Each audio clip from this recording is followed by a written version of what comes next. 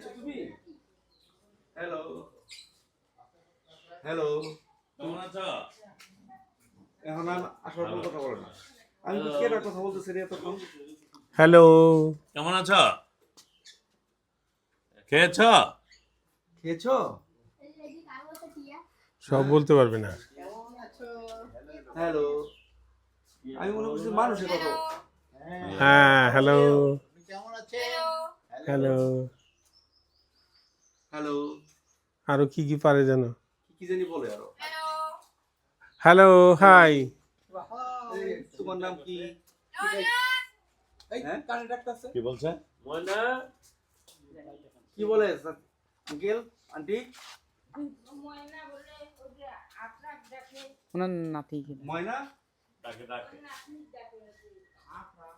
আফরান। চলো।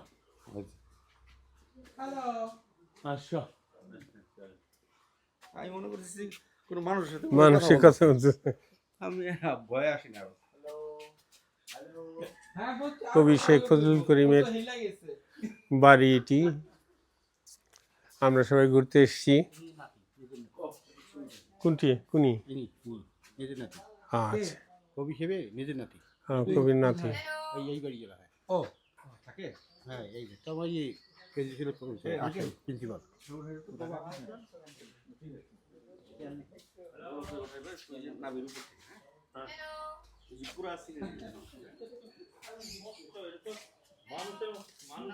সুন্দর সাজানো গোছানো বাড়িটি।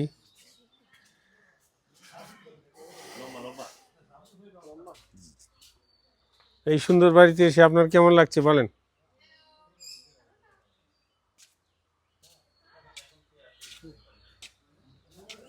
ভালো অনুভূতি।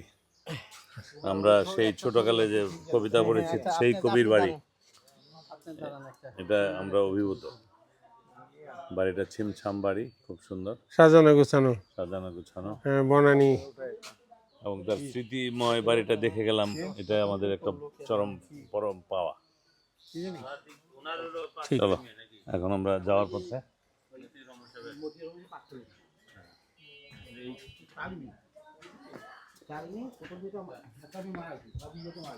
এই ভাষাটা তো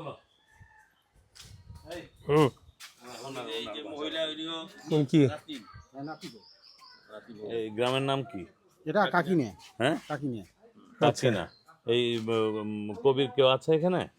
বিসমিল্লাহির রহমান কবি শেখ, এই যে এরা পাঁচ ভাই কিন্তু। আচ্ছা, ওই নাজির শেখ প্রথম ভাই, তার দুই নম্বর কবি শেখ ফজল করি, 3 নম্বর ভাই হলো খোনা মিয়া। এখানেই থাকে সবাই আশেপাশে? খোনা মিয়া এইখানে খোনা মিয়া 3 নম্বর ভাই।